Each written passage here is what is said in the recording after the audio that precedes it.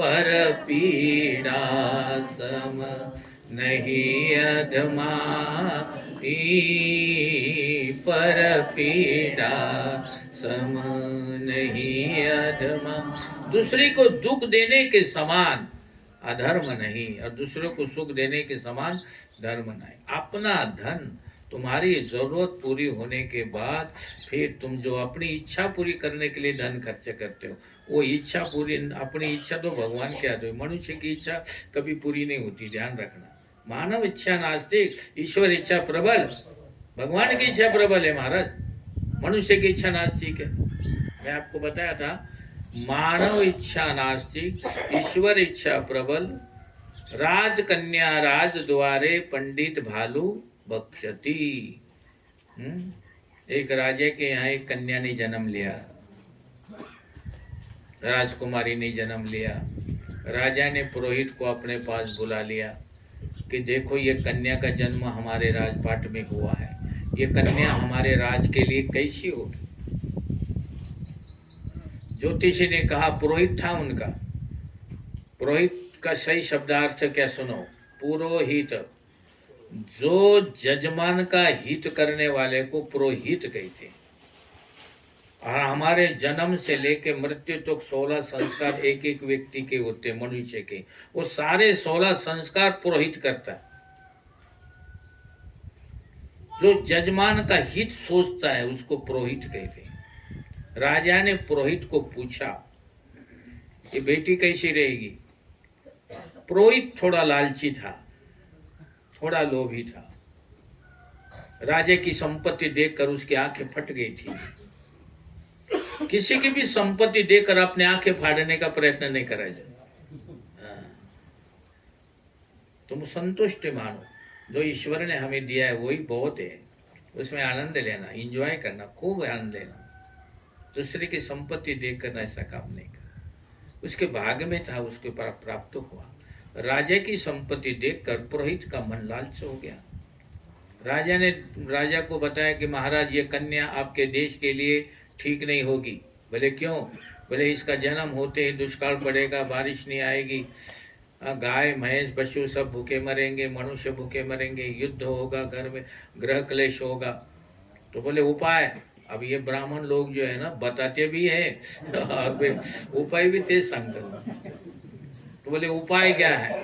बोले उसका उपाय यही है, जब ये 7 साल की हो जाएगी इसका वजन करो, वजन करने के बाद सोने चांदी के गहने बना देना इसको, और इतने इसके वजन जितना है उतने वजन के सोने के गहने बना देना, और सुंदर वस्त्र पहना कर एक लकड़ी की पेटी बना देना और पेटी में उसको बिठा देना, ऊपर श्वास लेने के लिए थोड़ा जगह छोड़ देना और पेटी को ताला लगा देना और वो पेटी पानी में छोड़ देगी, वो नदी में बहती जाएगी। राजा ने पुरोहित के बात के ऊपर विश्वास रखकर वो 7 साल की कन्या हुई और होने के बाद फिर वो वैसे ही करा, छोड़ दी पानी में। वो बेटी 7 साल के रो रही थी अंदर। एक तो उसका वजन और उतने वजन का उतना सोना भरा पड़ा। वो नदी तो यह है जंगल में से जा रही थी, तो दूसरे राज का राजकुमार जंगल में शिकार करने के लिए आया हुआ था। उसने सिपाहियों को कहा, अरे नदी में बहता क्या जा रहा है, ये काय की पेटी है, देखो, लाओ पकड़ के। सिपाही दौड़ते गए और वो पेटी निकाल के बाहर ले आए। तो वहां देखा तो पेटी में ताला भी लगा था, चाबी भी साथ में थी। राजकुमार ने कहा, खोलो इसको। ताला खोला, ढक्कन ऊपर उठाया तो उसमें 7 साल की राजकुमारी मिली, रो रही थी। राजकुमार ने उसको बाहर निकाली, अपने पास रखी, सारी पूछताछ करी, जो भी करी होगी। अब वो पेटी खाली हो गई। तो सिपाहियों ने एक भालू था बड़ा, उसकी जिंदे भालू की शिकार कर, जिंदा भालू पकड़ा था। राजकुमार ने उस भालू को उठाकर वो पेटी में बंद कर दिया और पेटी में बंद करने के बाद ताला लगा के चाबी साथ में बांध कर पेटी नदी में छोड़ दी। पेटी अंदर बहती गई। बात ऐसी थी कि जो पुरोहित था उसका घर उसी नदी के किनारे था, त्याच्या पशी ती लहान लहान मुलं बच्चे छोटे छोटे पढ़ने के लिए आते थे, गुरुकुल बनाया था उसने। बच्चों को कहा देखो यहाँ चौकीदारा करना है, रात को पीटी आएगी या दिन की आएगी, वो पीटी पकड़ के लानी है तुम्हें। रात को 10 बजे पीटी गई, वहाँ बच्चों ने पीटी निकाली, नदी के किनारे घर था, पीटी निकाल कर पुरोहित के घर रख दी। महाराज ले आए पीटी, बोले जाओ तुम दूसरे कमरे में चले जाओ। बच्चों को निकाल दिया, अंदर से कमरे की कड़ी लाव ली, कुंडा बंद कर दिया और आप भी पेटी के सामने बैठ गया। फिर चाबी ली, ताला खोला, बोला अभी ये कन्या रोएगी तो मैं उसको समझाऊंगा। लेकिन कन्या कहाँ थी वो? उसमें तो कई दिन का भूखा भालू बैठा हुआ था। उसने जैसे ही दरवाजा ऊपर खोला तो भालू ने देख लिया, पुरोहित को पकड़ के खा लिया। इसलिए ये मन बनी कि मानव इच्छा नास्तिक, ईश्वर इच्छा प्रबल। राजकन्या राजद्वारे, राजकुमार लेके गया राजकन्या को, लेकिन पंडित भालू भक्षती, खा गया। मनुष्य की इच्छा कभी पूरी नहीं होती। मेरा आपको कहने का तात्पर्य सिर्फ इतना था, इच्छा कभी नहीं पूरी होती, कुछ भी इच्छा नहीं होती। इसलिए इच्छा भगवान के ऊपर छोड़ो, भगवान के आज्ञा के अनुसार ही करते रहो। और उसी हिसाब से देवकी के पेट में जो 7वां गर्भ उठाकर रोहिणी के पेट में रख दिया। गर्भ संकृष्णात तम वै प्राहु संकृष्ण भुवि। कहते हैं रोहिणी ने बलभद्र को जन्म दिया, यानी कि बलराम जी को जन्म दिया। और फिर बलराम जी ने निश्चय किया, जन्म लेते अपने डोले बंद छूले, आंखें नहीं खोली। बोले क्यों? बोले नहीं, मैं श्री कृष्ण का प्राकट होऊंगा तभी आंखें खोलूंगा, तब तक आंखें बंद। अब बलभद्र का जब जन्म हुआ तो जन्म होने के, बलराम जी का जन्म होने के बाद तो बच्चा आंखें ही नहीं खोले। सबको टेंशन हो गई, यशोदा को भी टेंशन हो गई, रोहिणी को टेंशन हो गई, ये बच्चा आंखें क्यों नहीं खोलता, आंखें क्यों नहीं? लेकिन इसलिए नहीं खोलता कि वो कहते हैं कृष्ण जगत में आएंगे तो उनका दर्शन करूंगा तब आंखें खोलूंगा, मन में कहते हैं। यशोदा माता को चिंता होने लगी, ऐसा लगता है बच्चों को नजर लग गई, आंखें क्यों नहीं खोलता। तो उन्होंने शांडिल्य मुनि को बुलाया। तो शांडिल्य मुनि कहीं गए थे, उनकी धर्म पत्नी आई। धर्म पत्नी का नाम था पूर्णमासी, और कहा कि आप बालक को नजर उतारिए, बालक आंख नहीं खोल रहा है। पूर्णमासी आवली मौसी आली, अरे बालक को देख कर कहने लगी, ये बालक आंखें बंद कर कर किसका ध्यान कर रहा है? हाँ, ये ध्यान कर रहा है। पूर्णमासी ने कहा ये ध्यान कर रहा है, इसके हाथ पैर के लक्षण बहुत सुंदर दिखाई दे रहे हैं, बालक के चरण बहुत उत्तम है, शुभ है। मुझे ऐसा लगता है कि अभी थोड़े दिनों में तुम्हारे घर भी यशोदा पुत्र होगा। यशोदा माता ने हाथ जोड़े, आज तक बहुत प्रयत्न करे लेकिन सफलता नहीं हुई, मेरे यहाँ तो पुत्र नहीं हुआ, लेकिन आज सफलता मिलेगी। लेकिन यशोदा कहती मेरी उम्र 55 वर्ष की होगी, 55 वर्ष की उम्र हो गई, अब पुत्र होकर करूंगी भी क्या? मैंने तो मान लिया है कि अभी जितने भी गोकुल के लड़के हैं सब मेरे पुत्र हैं, मुझे अभी दूसरे पुत्र की आशा नहीं है। पूर्णमासी अपने मन को उनको समझा रही है यशोदा को, ये पुत्र बहुत उत्तम शकुन लेकर आए हैं। हे बलराम, इसके चरणों में शुभ लक्षण का पता लगता है, तुम्हारे घर जरूर पुत्र होना चाहिए। सारा गांव नंद बाबा यशोदा को आशीर्वाद देता है कि नंद बाबा के यहाँ पुत्र हो, पुत्र हो। छोटा सा गोकुल गांव है, नंद बाबा के प्रति सबका प्रेम भाव है। नंद बाबा सभी को चाहते हैं, जो सबको चाहते हैं उसको दुनिया चाहती है। जो सबसे नफरत करता है दुनिया उससे नफरत करती है, ध्यान रखना।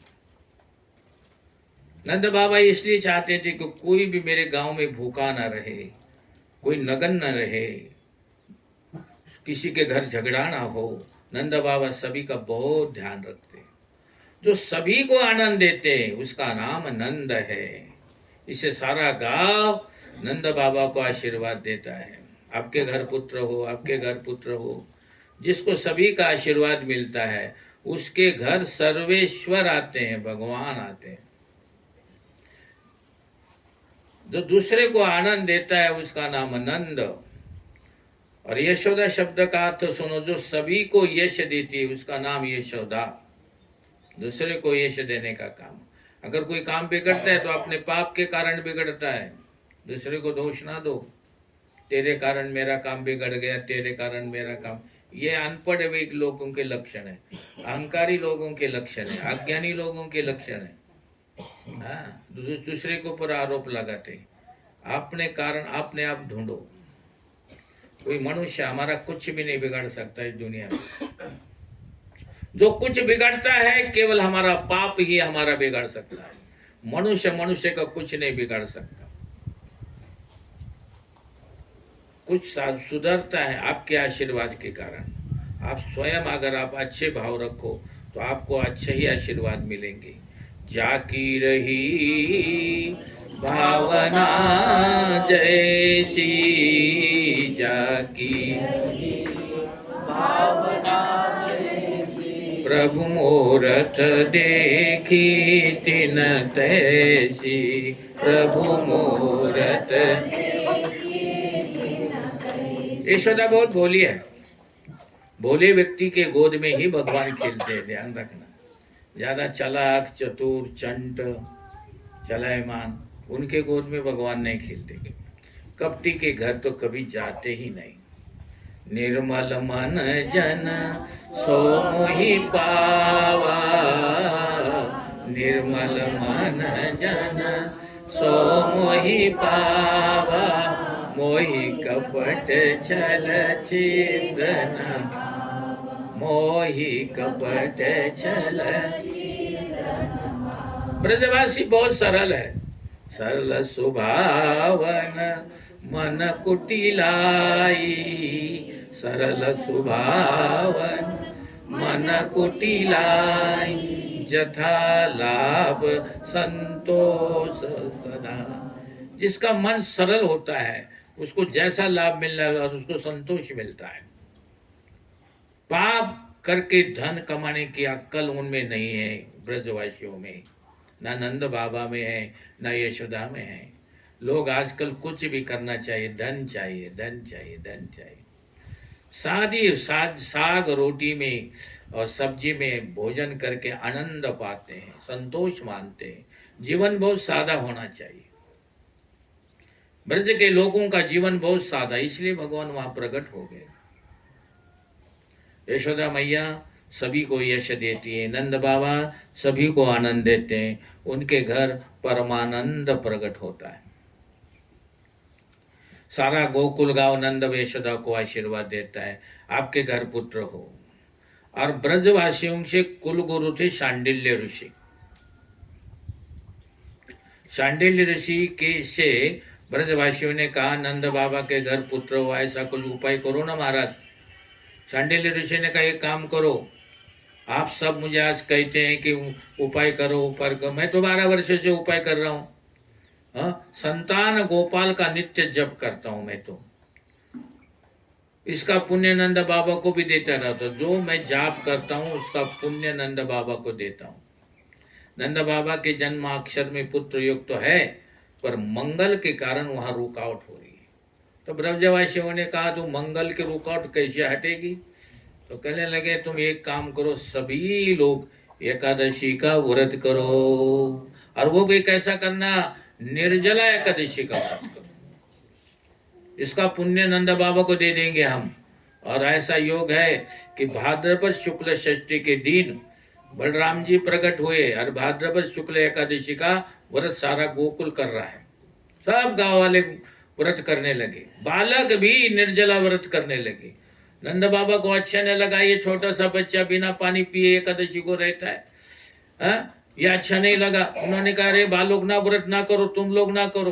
बोले नहीं नहीं हम तो करेंगे। 8 वर्ष के बालक हो, 7 वर्ष के, तुम क्यों व्रत करते हो? बाबा आपके घर पुत्र हो इसलिए हम व्रत करते हैं, हम तो व्रत करेंगे। छोटे बालक भी जब कभी बोलते हैं ना, सत्य बोलते हैं। इसलिए कहते हैं नूतन बालवत स्वभाव रखो। नूतन का मतलब नया, नया बच्चे जैसा अपना स्वभाव बना के रखो। हाँ, तुम जब बड़े हो जाते हो तो तुम्हारी अक्ल भी बड़ी हो जाती है। फिर भाव भी बड़े, भाव नहीं, भाव कुभाव होते हैं, भाव नहीं बड़े, भाव बड़े हो जाए तो आदमी की भावना क्या है, कहना ही क्या है? ब्रजवासी बहुत भोले। बाल कृष्ण लाल प्रकट हुए तो सारा गोकुल गांव नंद से नाच उठा था। विधवा, सदवा, गरीब, श्रीमंत, बालक, वृद्ध, स्त्री, पुरुष सब बाल कृष्ण को देख के लिए नाचने लगे। मेरा आपको कहने का मतलब सबका आशीर्वाद प्राप्त हुआ। देवकी जी को 8वां गर्भ रहा। तब यशोदा माता भी सगर्भा हुई। देवकी जी के मुख पर तेज, कंसों को विश्वास हो गया कि मेरा काल इसके पेट में आ गया। कंसों को विश्वास हो गया है। उसने सेवकों से कहा कि अब मेरा काल आने वाला है, सब सावधान रहना, कोई भी सोना नहीं। वसुदेव देव की परमात्मा के ध्यान में दोनों तन्मय है। कृष्णाय वासुदेवाय हरे परमात्मने प्रणत क्लेशनाशाय। 7 संतान हो गई, कंस को डर नहीं था, लेकिन 8वीं संतान होने से कंस को डरने लगा। कंस को विश्वास हो गया कि मेरा काल इसके पेट में आ गया जरूर। तब देवकी निर्भय हो गई। जब देवकी के गर्भ में भगवान आ गए तो देवकी को विश्वास हो गया कि परमात्मा आ गया, मेरा कोई बाल नहीं बाका होने वाला। वो ध्यान कर रही है, माता देवकी के गर्भ में विराजमान भगवान की स्तुति देव गंधर्व सब करने लगे। कहने लगे आप परम सत्य स्वरूप हो परमात्मा, हमें दिया हुआ वरदान सत्य करने के लिए आप जल्दी जल्दी प्रकट होने वाले हैं। आपके चरण का स्पर्श इस धरती माता को हो जाएगा, जल्दी आ जाइए। बड़े बड़े ज्ञानी पुरुष आपकी सेवा करने से, स्मरण करने से संसार से तर जाते हैं। जो ज्ञान का अभिमान रखते हैं वो श्री कृष्ण की सेवा स्मरण में गौण मानते हैं। ऐसे ज्ञानी पुरुषों का भी पतन मैंने अपने आंखों से देखा है। देवताओं ने कहा ज्ञान बढ़ने पर कोई व्यक्ति भगत नहीं बनता। ध्यान रखना, ज्ञान आदमी को अहंकारी बना देता है, अभिमानी बना देता है। ज्यादा ज्ञान अच्छा नहीं है। भक्ति चाहिए। मान अपमान स्तुति निंदा इन्हें दुख देते हैं और फिर वो ज्ञान, मान लो थोड़ा सा कभी दुखी आप हो गए तो आपका ज्ञान कच्चा है। क्योंकि जीव जगत से प्रेम करता है, इससे भगवान माया के पर्दे में रहते हैं। जिस दिन हम भगवान से प्रेम करेंगे तो भगवान पर्दा खोलकर बाहर आएंगे। अतिशय प्रेम परमात्मा से करना चाहिए। जगत से प्रेम करना लौकिक सुख मिलता है और परमात्मा से प्रेम करने से अलौकिक सुख की प्राप्ति होती है। तुम्हें करा, नातेवाईक से करो, रिश्तेदारों से प्रेम करो, भाईचारे से करो, सबसे करो, लेकिन वो प्रेम सिर्फ ऊपर ऊपर रखो। अंतःकरण से प्रेम करने योग्य केवल परमात्मा है। ये तो प्रेम की बात है उधो, ये तो प्रेम की बात है उधो।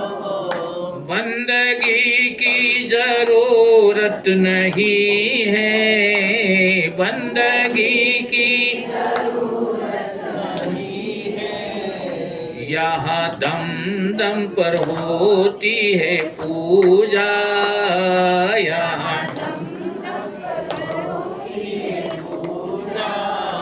सर उठाने की फुर्सत नहीं है, सर उठाने की फुर्सत नहीं है। ये तो प्रेम की बात है उद्धव, ओ ये तो प्रेम की बात है उद्धव, ये प्रेम की बात है। यहाँ प्रेम ही सब कुछ करता। प्रेम ज्यादा भगवान से करने वाला होता है ना, उसको बार बार भगवान की आरती उतारने की जरूरत नहीं, बार बार नैवेद्य दिखाने को। प्रेम ही ऐसा है। नामदेव महाराज का प्रेम विठल भगवान के साथ इतना प्रेम था, इतना प्रेम था, जब थाली लाते थे घर से और नीचे रखते थे और भगवान की मूर्ति की तरफ देखते थे और कहते थे देखता क्या है, आ जाओ नीचे उतर के आ जाओ, दोनों बैठ के खाना खा लेंगे, दोनों बैठ के भोजन कर लेंगे। वो प्रेम है। प्रेम में आर्य तुरी की भाषा चलती है। जहाँ दुराव होता है वहाँ याओ बसाओ, हाँ या बसा असं म्हणावं लागतं। आईला म्हणतो कोणी या बसा म्हणून, आई तू काय करती, इकडे ये, बोलते नहीं एकदम। माँ इतना प्रेम होता है माँ के साथ, तो माँ के साथ ऐसी भाषा नहीं होती। जहाँ प्रेम है ऐसे भगवान से प्रेम रखो, इतना प्रेम करो कि परमात्मा स्वयं ही आ जाए। स्वयं अंदर प्रकट होने चाहिए, बाहर प्रकट होने से कुछ नहीं मिलता। भगवान बाहर प्रकट होने से तुम्हें बाहर का सुख देंगे, लेकिन अंतःकरण में अगर प्रकट हो गए तो जन्मा जन्मांतर के सुख की प्राप्ति होती है।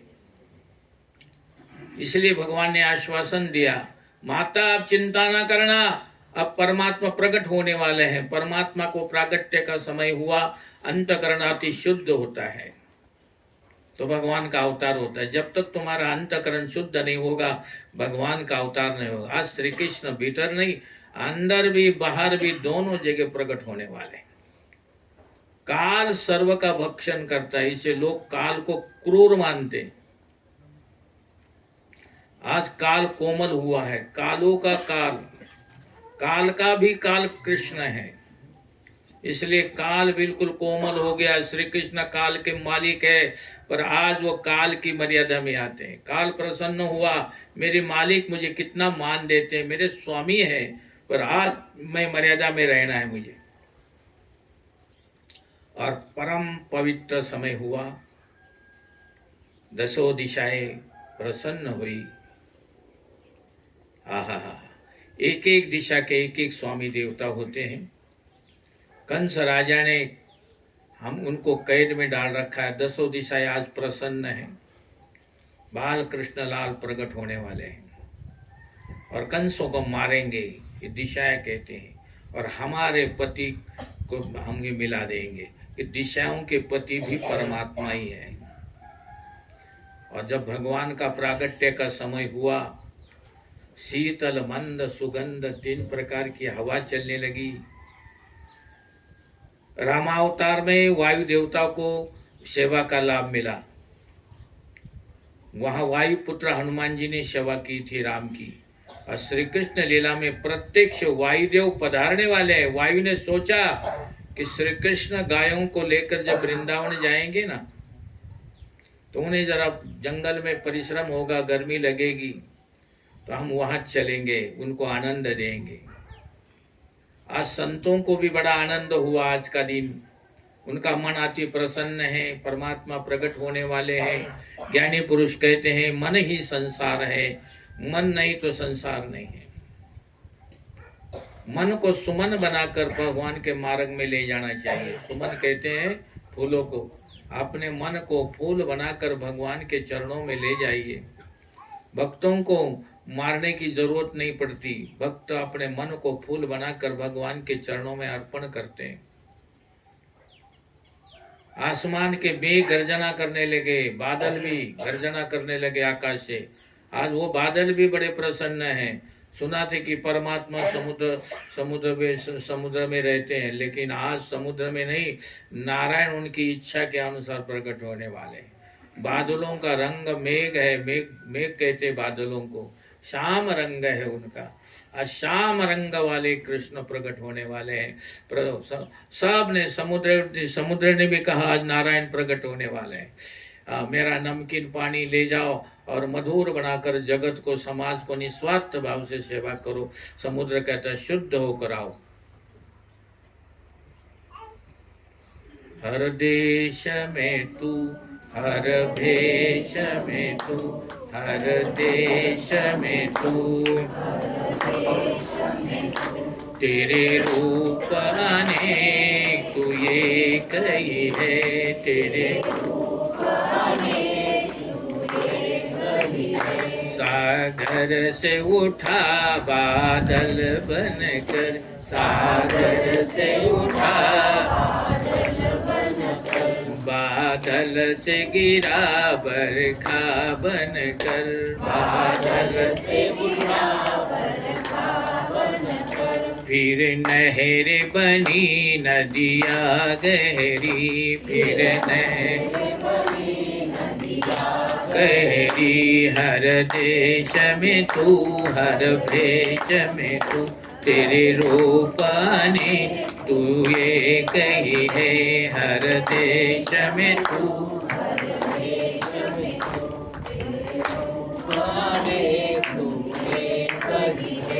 सारा जगत प्रगाढ़ निद्रा में रात को 12 बजे सो रहा है। सिर्फ केवल 2 जीव जाग रहे हैं, एक देवकी और एक वसुदेव। सोने वाले को संसार मिलता है और जागने वाले को परमात्मा मिलता है। उठ जाग मुसाफिर भोर भई, अब रैन कहाँ जो सोवत है। उठ जाग मुसाफिर भोर भई, अब कहाँ जो सोवत। हे मुसाफिर अब जाग, हम सब मुसाफिर हैं। भोर हो गई, जागो अभी उठो। जो काम की मार खाता है उसको फिर नींद आती है ज्यादा। श्री कृष्ण दर्शन के लिए वसुदेव देवकी के प्राण तड़प रहे हैं, क्यों नहीं तड़पेंगे? संपत्ति का उनके नाश हुआ, संतति का भी नाश हुआ, बिना अपराध में पैरों में बेड़ियां पड़ी, फिर भी मन को शांत रखकर दोनों भक्ति कर रहे हैं, प्रार्थना कर रहे हैं कि प्रभु एक बार दर्शन दीजिए, नाथ कृपा कीजिए। भक्त दर्शन के लिए जब अति आतुर होते हैं तब परमात्मा का अवतार होता है। मध्य रात्रि का समय हुआ, परम पवित्र इस भादो मास कृष्ण पक्षाष्टमी तिथि, रोहिणी नक्षत्र का सुयोग, मध्य रात्रि में देवकी के सन्मुख चतुर्भुज रूप में चतुर्भुज नारायण प्रकट हो गए। बोलिए चतुर्भुज नारायण भगवान। चारों ओर प्रकाश हो गया। प्रकाश में शंख चक्र गदा पद्मधारी नारायण प्रकट हो गए। देखा वसुदेव देवकी ने, प्रत्यक्ष दर्शन करा, भगवान ने स्वरूप कराया कि मैं नारायण हूँ। देवकी कहने लगे वो तो सब ठीक है, लेकिन मैंने पिछले जन्म में जब पुण्य किया था और आपसे प्रार्थना करी थी कि मेरे यहाँ पुत्र बनकर आना, आप तो पिता बनकर आए हैं, आप छोटे बन जाइए, बालक बनकर मेरे यहाँ आ जाए। भगवान छोटे हो गए, लेकिन फिर भी 4 हाथ, शंख चक्र गदा पद्मधारी भगवान, वही मुकुट, वही वह पीताम्बर, सब कुछ। भगवान को कहा और छोटा बन जाए, बोले भगवान और छोटे हो गए। बोले ऐसे छोटे नहीं, तो जैसे माँ के गर्भ में बच्चा बालक पैदा होता है और 2 हाथ 2 पैर होते हैं और निर्वस्त्र होकर पैदा हो जा। अब देखिए कौन कह रही है ये? देवकी। आता ये कोई किसी साधारण मनुष्य संग बात बोलून नहीं राहिली थी, देवा संग बोलून राहिली। माला भगवान के साथ बात कर रही है। तुम साधारण मनुष्य के साथ नहीं बात कर सकते हैं तो भगवान को कैसे हुक्म दे सकते हो? देवकी हुक्म देती है कि जैसे सुलीला अति प्रिय शीला, यह सुख परम अनूपा, सुनी वचन सुजाना, रोदन दाना, होई बालक सुर। देखिए हुक्म करते, बालक बन जाइए। भगवान को हुक्म करना आसान है क्या? हैं? आजकल हम अपने बेटे को भी नहीं हुक्म कर सकते, बहुत मुश्किल है। अपने बेटे को भी हुक्म से नहीं कर सकते। भगवान को कह रही है कीजिए शिशु लीला, अब बालक बनिए, ये 4 हाथ त्याग दो, 2 हाथ वाले बन जाइए। भगवान तुरंत 2 हाथ वाले हो गए और माँ के आगे निर्वस्त्र, जैसा छोटा नवजात सिद्ध बालक होता है वैसे रोने लगे। और रोने की आवाज जब आने लगी तो तुरंत माया ने पर्दा खोल दिया चारों तरफ से। आवाज भगवान की बाहर नहीं गई, बिल्कुल बाहर नहीं गई। और तुरंत देवकी ने गले से लगाया, खूब रोई। अपना दुखड़ा जो था अपने दिल में जो था, कृष्ण को, छोटे कृष्ण को गले लगाकर खूब रोई, खूब रोई। अब करना क्या है? आकाशवाणी हुई, हे वसुदेव, इस बालक को लेकर तुम गोकुल चले जाओ। गोकुल चले जाना इसको लेकर। देवकी कहने लगी नहीं नहीं। बोले नहीं, बोले कंस के लोग मारेंगे। बोले वो आकाशवाणी ने कहा ये गोकुल में जाके बड़ा होगा। अब जिसके गर्भ में से जब जिसका बालक हो और जब इस प्रकार जाए तो उस माँ को कितना कितना दर्द होता हो, कितना दुख सहन करना पड़ रहा है। आज मेरे सामने से उठा के ले जा रहे, कहते हैं एक सूप मंगवाया और सूप में भगवान को रखा और टोक वो सूप वसुदेव ने अपने सिर पे उठा लिया। तो जब तक उठाया नहीं था सिर पे तब तक तो ये चौकीदार सब जाग रहे थे, सब कुछ उनको नहीं मालूम फिर भी कुछ भी, लेकिन बेड़ियां लगी थी, हथकड़ियां लगी हुई थी, दरवाजे सारे बंद थे। लेकिन जैसे ही वसुदेव ने भगवान श्री कृष्ण को अपने सिर पर उठाया, सिर पर मनुष्य की बुद्धि होती है और बुद्धि में जब बुद्धि के ऊपर बुद्धि में जब परमात्मा आता है तो सारे दरवाजे अपने आप बंधन खुल जाते हैं, सब बंधन खुल गए,